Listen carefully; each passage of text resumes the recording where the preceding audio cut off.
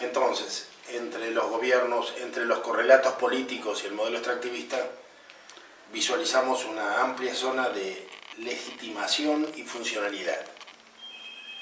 Esta idea de legitimación del modelo nos parece fundamental relacionarlo con la pérdida de los horizontes revolucionarios, ¿no? O sea,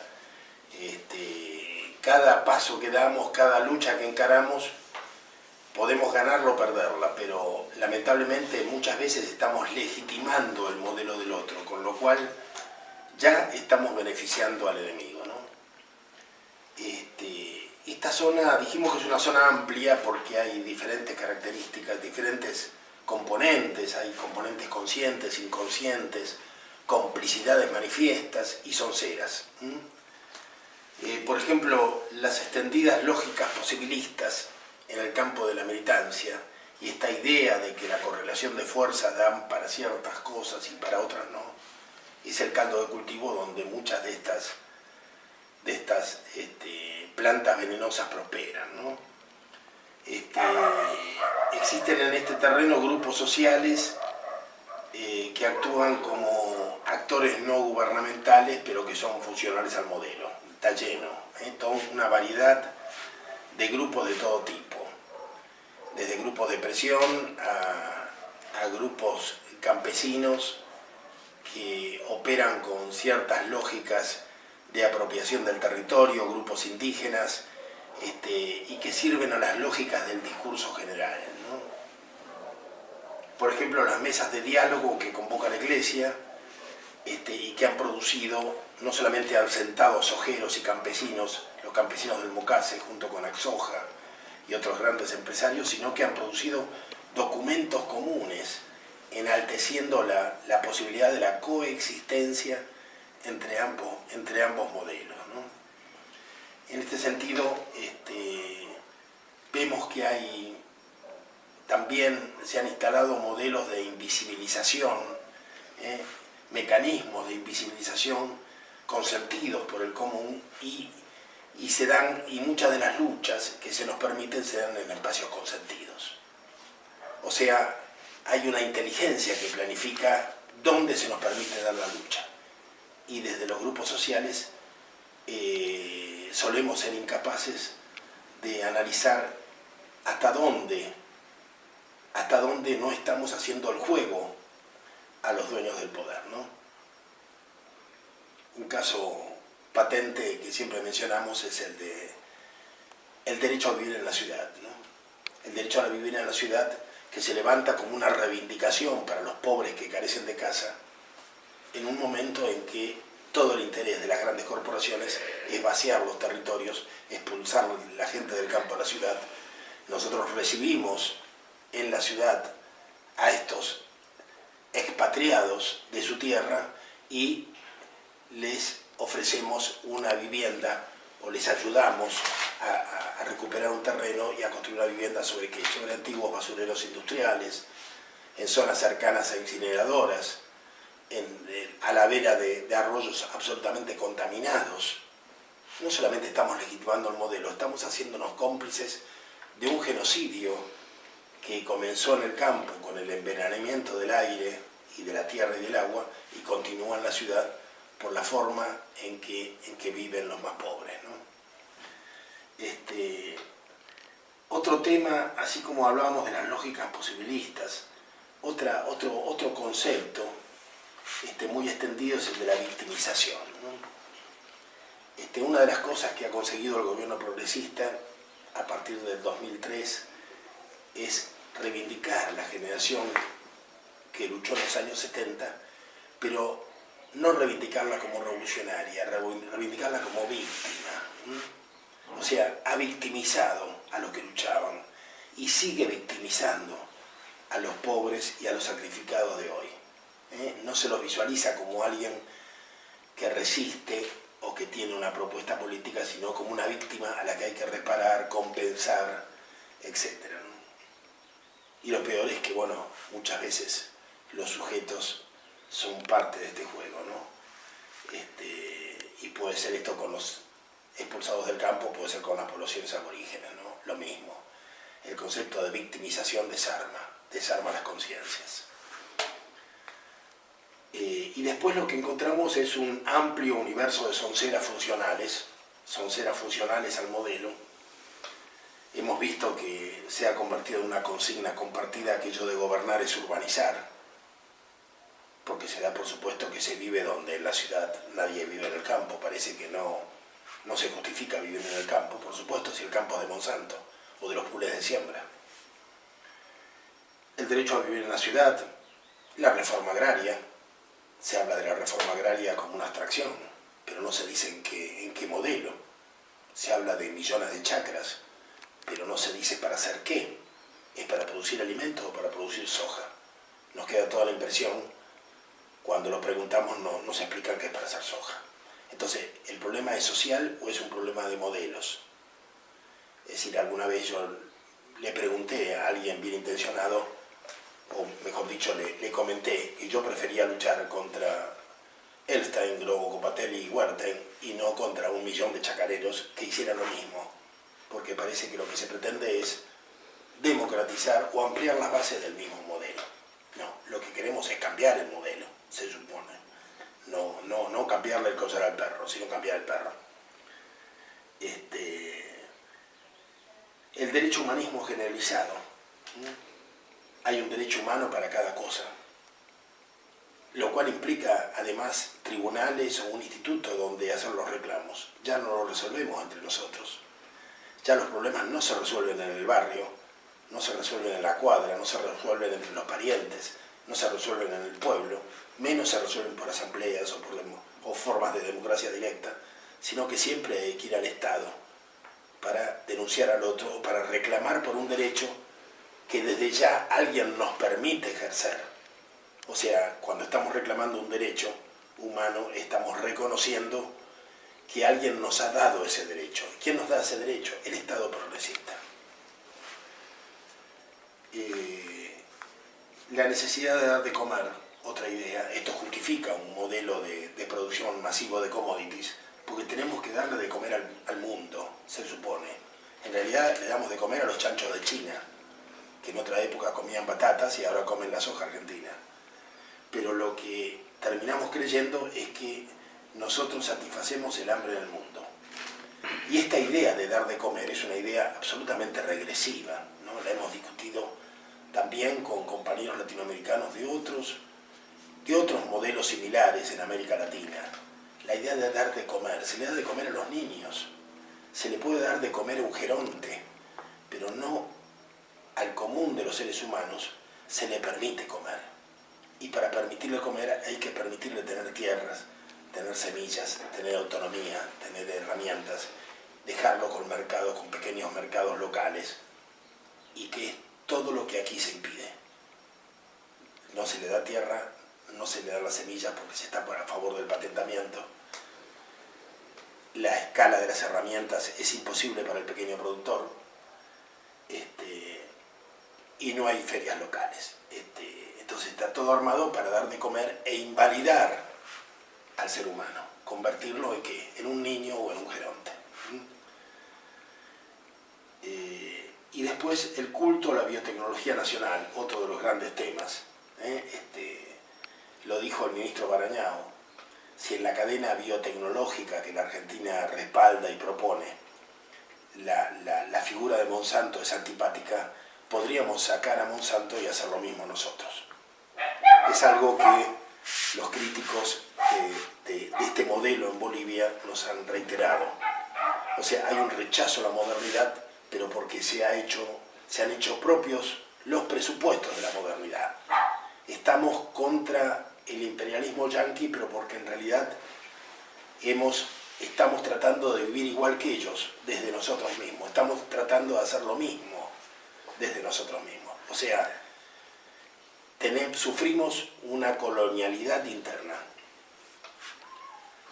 Y en este límite de las grandes sandeces, algunos sectores de izquierda han llegado a hablar del control obrero de la Barrick. O sea, no estamos por expulsar la Barrick, estamos por el control obrero. Alguna vez hemos tenido incidentes con sectores de izquierda que no podían comprender que estuviéramos contra los transgénicos. Lo que ellos querían era que los obreros de Monsanto pudieran tener su propio sindicato para discutir las relaciones de trabajo con la empresa. No estaban estaban a favor de mantener los puestos de trabajo de Monsanto. Y el último gran tema que quería mencionar en este abanico de tonteras es que seguimos hablando de una explotación en el mundo, una explotación internacional norte-sur, cuando en realidad ya esto también es cosa del pasado. Hoy las relaciones de explotación en el mundo son sur-sur y los intercambios comerciales de la Argentina, tanto con Brasil como con China, demuestran, o con la India, demuestran realmente que no deberíamos permitirnos la soncera de incorporar en el lenguaje frases que no hacen más que debilitar la posibilidad de un pensamiento independiente. Bueno, lo que hemos querido es presentar un modelo teórico que permita una mejor comprensión de los fenómenos que estamos viviendo con el progresismo en América Latina. Entendemos que la que la derecha se ha quedado sin proyecto y sin discurso y que ha sido reemplazado por sectores de izquierda vencida, desprovistas del ideal revolucionario que tuvieron en otra época, y una izquierda además posibilista. No negamos que haya otro sector de izquierda, lo que tratamos de caracterizar a la izquierda que gobierna. En diferentes países de América Latina no decimos que sean todos iguales, hay matices. Algunos sectores han avanzado más que otros, pero las reglas que hemos tratado de fijar nos parecen que corresponden a todos los regímenes progresistas de América Latina. Por supuesto, en esta construcción nos hemos apoyado en muchos amigos con los que compartimos amplias zonas de la interpretación teórica. Desde ya mencionar a Maristela Svampa y nuestro agradecimiento, y también a Raúl Sibeki en un artículo en un escrito muy interesante que ha producido hace poco en Contrahegemonía, en el periódico de Miguel Maceo. Él inclusive trae la memoria de Francisco de Oliveira, uno de los fundadores del PT brasileño, que en un momento dado arriesga la idea de que nuestras burguesías, y está hablando de la de Brasil, pero también está hablando de la burguesía de Sudáfrica, dice que nuestras burguesías habrían cedido el manejo político conscientemente, voluntariamente, a un sector de la izquierda, con una única condición: los límites del capitalismo. O sea que es una cesión voluntaria del poder. Es todo un tema hasta dónde la conciencia de la burguesía en algunos casos puede decidir quién gobierna para ella. Es posible que esto se dé con más lucidez en Brasil que en la Argentina o en Chile. En Chile, por ejemplo, la burguesía en un momento dado cree llegado el momento de poner su propia gente y la reemplaza a Bachelet con Piñera, y Chile explota. Y ahí se ve claramente que el empresariado tiene que volver a traer a Bachelet porque Chile no estaba suficientemente domesticado. En la Argentina estamos viendo un proceso electoral en el cual se pueden llegar a dar situaciones parecidas. O sea, ¿quién tiene capacidad de gobernar, es decir, de ser el correlato político del modelo extractivo al que definimos? ¿Alguien de la derecha puede manejarlo? ¿Alguien que viene de la UCD podría manejarlo? ¿O es mejor alguien que viene de vanguardia comunista? Es una pregunta que a corto plazo nos va a ser respondida, pero en principio podemos arriesgar opiniones acerca de quiénes son los mejores gerentes para las empresas transnacionales, al menos en este momento. Y por último, para terminar, queremos recordar que la colonialidad de la Argentina es una situación pavorosa. Es un país absolutamente desprovisto de defensas frente a la biotecnología y frente a los transgénicos. donde el que menos ha comido milanesas de soja transgénica que solamente los cerdos de China comerían, y que no lo ve mal y que no ve riesgos. Es un país profundamente afectado por un genocidio, por un agrogenocidio, es decir, miles y miles de chicos discapacitados, poblaciones enteras enfermas, como en San Salvador, en Entre Ríos, más de la mitad de la población enferma de cáncer. En los pueblos de Entre Ríos no hay necesidad de hacer estadísticas, basta recorrer las calles para darse cuenta de la cantidad de niños que viven discapacitados en sillas de ruedas. Hay que hablar con los médicos para entender el genocidio que estamos viviendo. Y sin embargo uno saca este tema entre los activistas de izquierda y se suscitan todo tipo de discusiones. Es decir, ya no ven la realidad. ¿Qué ven? Lo que se dice de la realidad. Están debatiendo otros temas, no recorren el país. El país es en un 60% población, territorio sojizado, con una constante extensión de la frontera agropecuaria hacia zonas minifundistas, Formosa, Santiago del Estero, Chaco. Chaco es una provincia devastada, con población desnutrida, absolutamente deforestada. Es decir, los desastres ambientales son hechos de cada día que ya son invisibilizados, son naturalizados, ya no nos impresionan. El progresismo argentino en realidad se ha conformado como una jauría sedienta de poder, que está dispuesto a hacer cualquier cosa para mantener el Estado botín. Crea pie juntillas en la idea del progreso, se maneja con las mochilas del siglo XIX.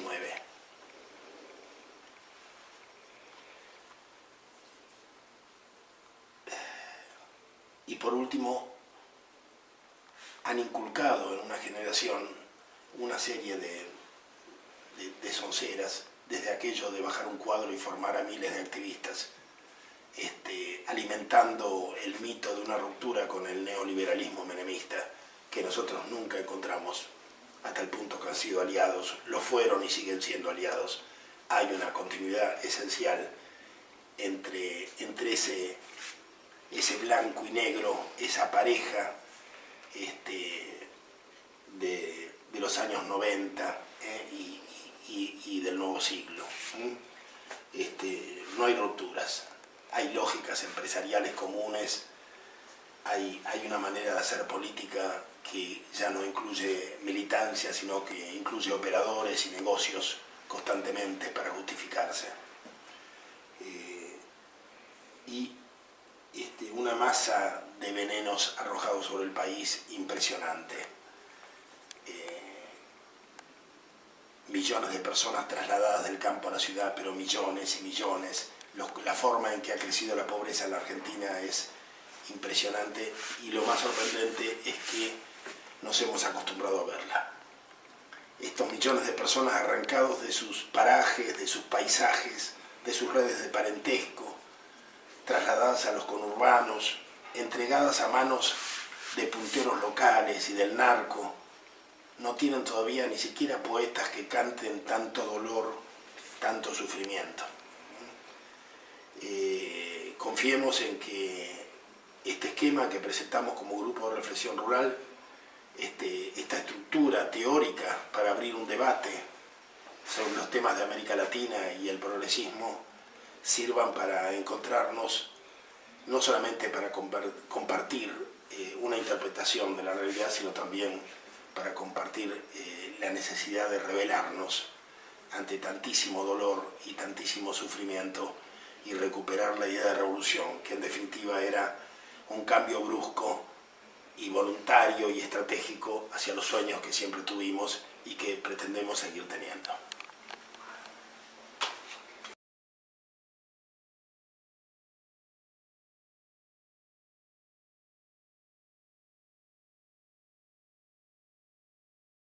Entonces, entre los gobiernos, entre los correlatos políticos y el modelo extractivista, visualizamos una amplia zona de legitimación y funcionalidad. Esta idea de legitimación del modelo nos parece fundamental relacionarlo con la pérdida de los horizontes revolucionarios, ¿no? O sea, Cada paso que damos, cada lucha que encaramos, podemos ganarla o perderla, pero lamentablemente muchas veces estamos legitimando el modelo del otro, con lo cual, con Axoja y otros grandes empresarios, sino que han producido documentos comunes, enalteciendo la posibilidad de la coexistencia entre ambos modelos, ¿no?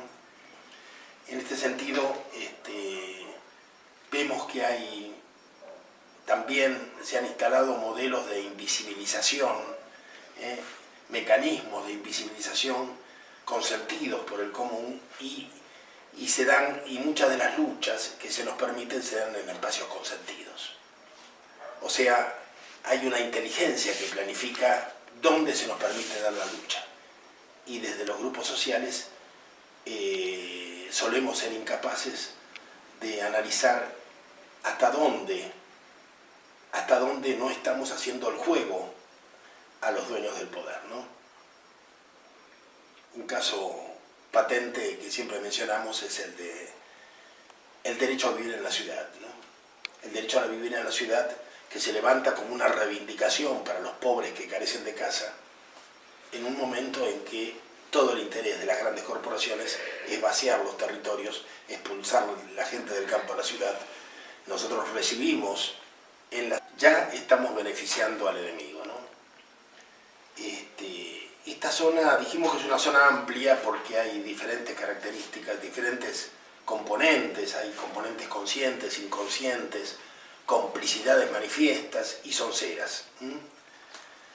Por ejemplo, las extendidas lógicas posibilistas en el campo de la militancia y esta idea de que la correlación de fuerzas dan para ciertas cosas y para otras no, es el caldo de cultivo donde muchas de estas plantas venenosas prosperan, ¿no? Existen en este terreno grupos sociales que actúan como actores no gubernamentales, pero que son funcionales al modelo. Está lleno, toda una variedad de grupos de todo tipo, desde grupos de presión a grupos campesinos que operan con ciertas lógicas de apropiación del territorio, grupos indígenas, y que sirven a las lógicas del discurso general, ¿no? Por ejemplo, las mesas de diálogo que convoca la Iglesia, y que han producido, no solamente han sentado sojeros y campesinos, los campesinos del Mocase,